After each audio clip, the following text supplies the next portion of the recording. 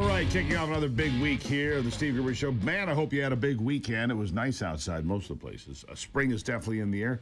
Gosh, that feels good, doesn't it? Fighting for you for the foxhole of freedom, that always feels good as well. This is the Steve Gruber Show. Glad to have you along. Three big things you need to know this hour. Number one, Big Pharma wants to stick you with a big fat bill for, well, fat people. Yeah, it's true. They want you to pay a Danish company trillions of dollars to help Americans lose weight. And number two, the questions are getting more serious, and we're led to believe it was an autopen and not Joe Biden signing legal binding documents daily, which raises the question, is that even allowed? And number three, I want to talk to you today about the elite's political tone-deafness problem. Being politically tone-deaf. Not just a problem here, no, it's a global issue for those on the left. It's why conservatives are claiming election victories in places like Argentina, El Salvador, and Italy, among others. And it's why Donald Trump swept the floor with them in November, because Democrats and liberals worldwide are completely disconnected from issues that matter. They're disconnected from you. Democrats last week got put on blast for this Choose Your Fighter video, featuring female Democrat politicians bouncing around like characters in a bad video game. You may have seen it. But apparently that wasn't embarrassing enough for them. No, it gets worse. Here is their latest post. Listen to this. I don't have audio for this, Steve. Oh, no audio for it. All right. They want you to know why they lost the election. Well, here's why. They're dancing, they're jumping, they're air boxing. Good Lord. This is not what Americans are looking for. They want serious leaders who are focused on serious issues, and, well, this isn't serious. Dancing around like a bunch of fifth graders is not serious. It's not leadership. Bill Maher gets it. He's begging his party to stop harping on issues that don't matter to the majority of voters, to people like you. Listen to this. And finally, new rule, memo to Democrats. If you ever want to win an election again, the absolute most important first step is stop doing this. We gather in celebration of the Oscars on the ancestral lands of the Tongva, Tataviam, and Chumash peoples, the traditional caretakers of this water and land. Yeah, I don't know if we're still saying cringe. Is that? But if we are, that's this.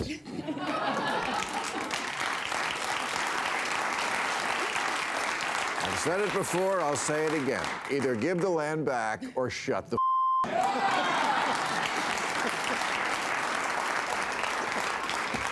Look, I understand the desire to right the wrongs of the past, especially when you get to take the moral high ground and then build an 8,000 square foot mansion on it. Yeah.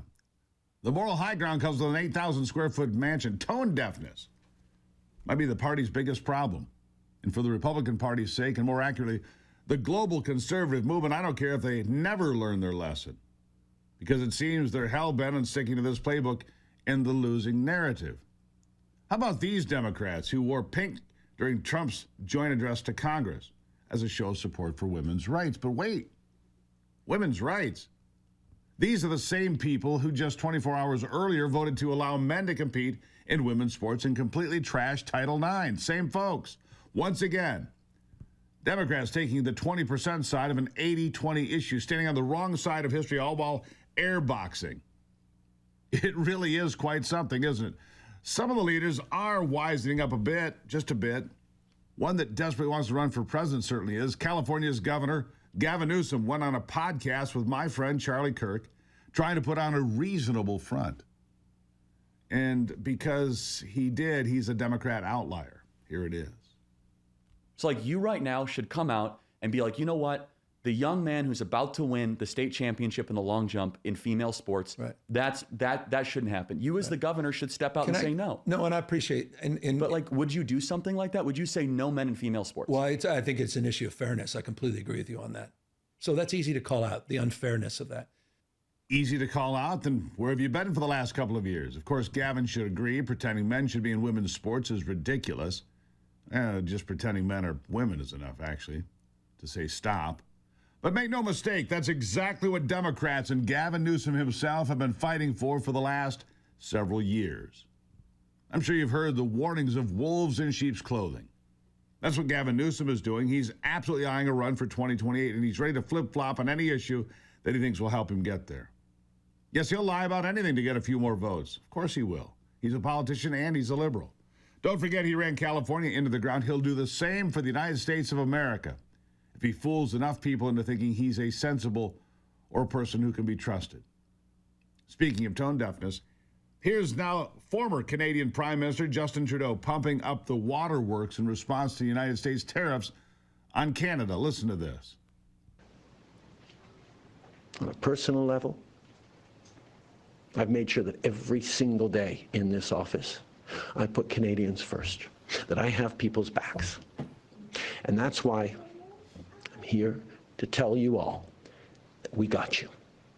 Even in the very last days of this government, we will not let Canadians down today and long into the future. Huh. Canada first? What an idea. It would be heartwarming, that is, if Canadians just forgot how he treated them during the pandemic. But I doubt they've forgotten that during the Freedom Convoy protests against vaccine mandates in early 2022, the federal government, led by that guy, froze bank accounts of protesters and donors, arrested dozens of people because they had the nerve to question government policies. Or how Canadians faced fines of up to $6,000 if they left their house after 8 at night or before 5 in the morning, while police patrolled their neighborhoods to enforce the curfew with an iron fist. Cry all you want, Trudeau. I doubt Canadians have forgotten, or more importantly, forgiven. That's why your approval numbers and your ratings plummeted more than 40 points in recent months, and that's why you're no longer the Prime Minister and some guy named Mark Carney is. Other Canadian residents are just as delusional as their leader. Take this nut job, for example. I want you to hear this. Listen. I think many Americans are coming to the realization of truth. And it's simply this. Without Canada and Mexican support, the United States of America would be a third world country. Good news for you, bud. It's quite the opposite. The U.S. is the largest source of foreign direct investment in Canada.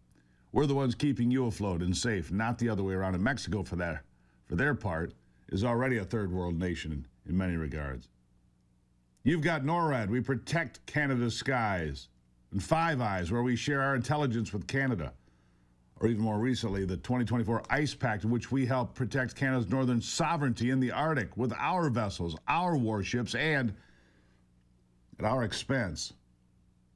Give me a break. The media is just as out of touch, by the way, defending Canada by minimizing the effect of fentanyl on American citizens. Listen to this. It's just 43 pounds that were found last year. That's less than a carry-on suitcase. Is that a lot of fentanyl compared to, say, Mexico, where the vast majority of the fentanyl is brought in through Mexico, not Canada? So what else does Canada need to do? Well, I just told you, last year alone, there was a 2,000% increase in illegal fentanyl. You're asking me for what the president's justice... 43 pounds? That's enough to kill 10 million Americans. It's just 43 pounds. How tone deaf do you get? Part and parcel to the left. We're going to take a break. Welcome to it. It's Monday on the Steve Gruber Show. I'm glad to have you along. I'll be right back.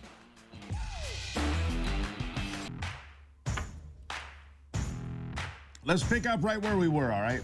Let's pick up right where we were. 43 pounds of fentanyl. That report says just 43 pounds. Just 43 pounds. I mean, what if, 50 or 60 people died? I mean, it's enough to kill 10 million, but just 50 or 60 Americans died. No big deal, right? How tone deaf can you get? Meanwhile, Ontario's Premier Doug Ford is threatening to pull the plug on power in Michigan and New York because he wants to protect Canadians from the big bad Donald Trump. But Alberta's residents say they're more concerned with their own government's out-of-control taxation than they are with Donald Trump's tariffs. There are people that totally get this. Here it is. Trudeau and Carney, are all wringing their hands over the tariffs. They're going to be kicking Albertans in the teeth and bringing in a 21% carbon tax increase in April. This is, the carbon tax itself is just an insult to hardworking Albertans that can't afford to heat their homes and can't afford diesel and gas for their cars and trucks to go to work. That's a big part of why it is that people in Alberta are fed up with being governed by idiotic politicians from Quebec and Ontario that do not understand our province and do not understand that culturally we're far more closely affiliated with our friends to the south in Montana than we are with all of the people in Ottawa wringing their hands over the smell of diesel exhaust when people from Alberta come to protest how badly we're being treated by Ottawa. Much closer to our friends in Montana than we are with the people in Ottawa. Oh, and another thing about Dougie Ford. Dougie, listen. Michigan supplies almost 100% of its electricity from sources inside the state here. And what we do buy comes from other U.S. states. So, Dougie, lay off the bong rips. Get your facts straight before threatening people like me. It's meaningless. Anyway, it's simple. People want leaders who care about them with their actions, not just their words. Take Ukrainian President Zelensky. Please, take him somewhere. Who wants the U.S. to fund his endless war, despite the fact that this is how he's treating his own men? Have you witnessed any of this? Roll it.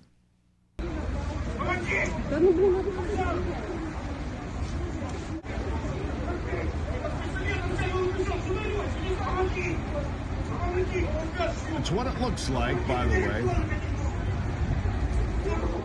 when you're being forcibly conscripted into Ukraine's army. Dragged into a van by armed men. Look, here's a guy just walking down the street. All of a sudden he gets surrounded by armed men who drag him into a van because he's going to, quote, volunteer to fight for Ukraine. He's not the only one. Men between the age of 25 and 60 are not allowed to leave Ukraine at all right now. You're not allowed to leave the country. They're under martial law. So they can be forced into a war they can never win, and with no end in sight, they're just cannon fodder for desperate men like Zelensky and, of course, Vladimir Putin on the other side. But despite the fact the war has been a stalemate for at least a couple of years, Europe continues to make a show of Ukrainian solidarity, even though it's apparently not enough since Zelensky has to continue badgering the United States for more money. Here's the thing, though. Europe has sent more money to Russia for oil since the war began. Donald Trump pointed this out. They've spent more money buying oil from Russia than they've spent on Ukrainian defense. Let that sink in. They're quite literally fighting both sides of this war, but giving Russia quite a bit more than Ukraine. And yet they laughed. They laughed at Donald Trump when he predicted this back in 2018 during his first term. Here's a reminder. Germany will become totally dependent on Russian energy if it does not immediately change course. Here in the Western Hemisphere, we are committed to maintaining our independence from the encroachment of expansionist foreign powers.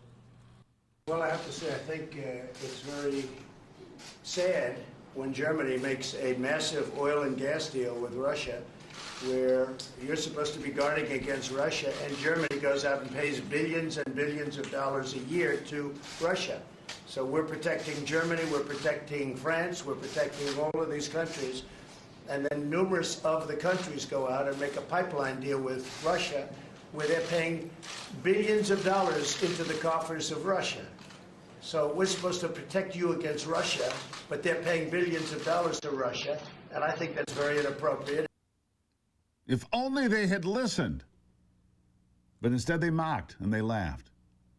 That's what I'm talking about, tone-deafness. The elite don't know what it's like to be the common man or woman, and they don't care. You're just pawns in their endless wars on humanity. They don't know who you are. They don't care to know you. They'll keep trying to virtue signal and pretend, but we've woken up. They don't have a clue while putting their countrymen first, whether it's Democrats here at home or leaders worldwide. It's as important as ever today to hold them accountable. Look, we've got this new guy north of the border, Mark Carney, right?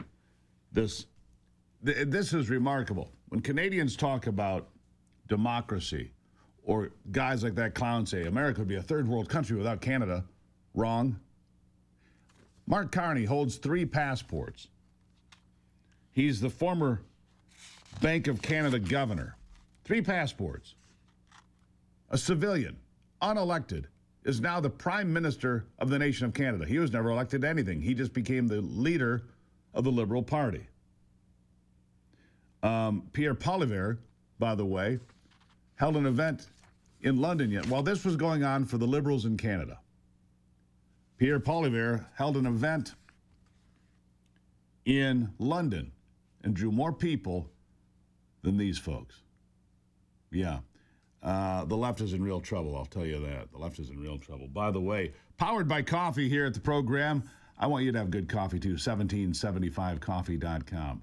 No compromises. The coffee's not weak. The coffee is not corporate nonsense. It is the real deal. Bold, high quality, built for those who refuse to compromise. That's why we made a deal with 1775 Coffee. Handpicked, single origin beans, roasted to perfection. No toxins, no shortcuts, just damn good coffee. That's what the program runs on every single day. You want in? Head to 1775coffee.com. Use the promo code Gruber. You'll save 10%. They've got this great creamer, Power Up Creamer. It's protein creamer. Oh, it is really good. Vanilla flavor.